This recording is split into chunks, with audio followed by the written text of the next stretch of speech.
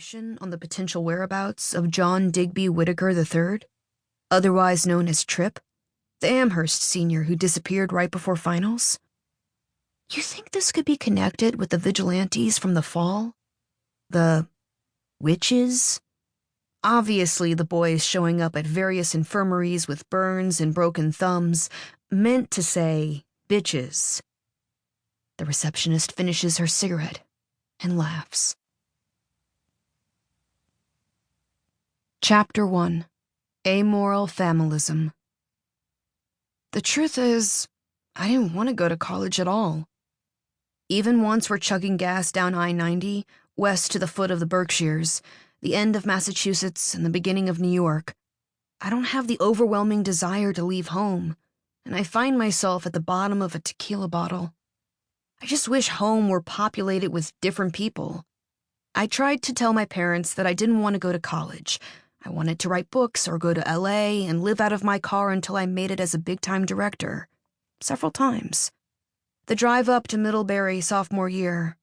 Baccalaureate. Graduation robes slung with not enough honors. When my mom was crying in the master bedroom last night.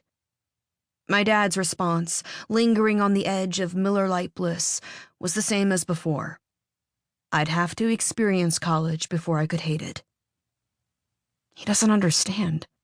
My distress comes not from unawareness, but from intense crystalline knowledge of communal shower floors and the piercing memory of my chemistry tutor's story about her cousin who died from swine flu because his roommates forgot to get him Gatorade and he got dehydrated. She had a tattoo of his face, forever young, in black ink on her left calf. Sure, I was relieved after 4 years of delirious coasting, still doing better than the pissing yourself in front of your sophomore soiree date after too much vodka majority, but never as well as I could have.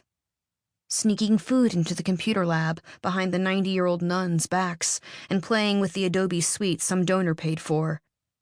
To have gotten into Smith, a bona fide very good college that will enable me to go to a law school that I can really brag about.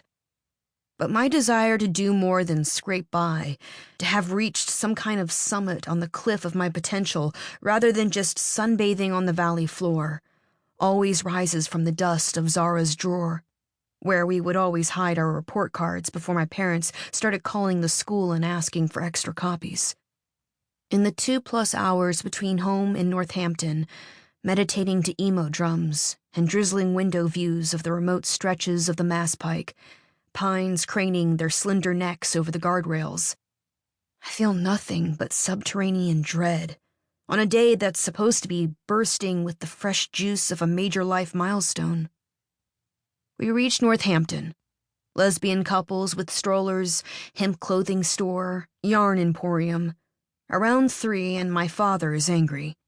He's screaming at the car in front of us, a crimson Honda Civic with a Reddit license plate and a driver who bears an uncanny resemblance to George R.R. Martin. My father beats the horn as we round the traffic circle. He then interjects with, "Cocksuckers," because homophobia helps him let off steam. The light turns green. We're about to cross the intersection when a couple with a baby Bjorn and 2 French bulldogs saunter onto the street. My dad hits the brakes. "Jesus Christ, do all the dykes in America live in Northampton?" he says.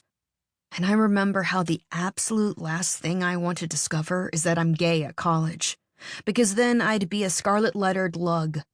Lesbian until graduation. Gay before May. A trend chaser. A sheep. Not my own person. Weird. A failure.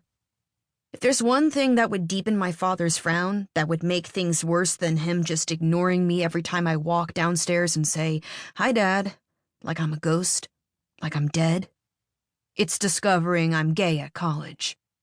Though he mentioned once that it would be okay if I were really gay, which I wasn't, so long as I were to marry a real woman and become one half of the type of lesbian couple men like to fantasize about, my mom added, before she also assured me that I definitely wasn't gay. But I know I won't be gay at college. I've never touched a dick, but I know I love them. We cut through the maze of cars and arrive at my new residence, Chapin House, the biggest house not on the quad. Margaret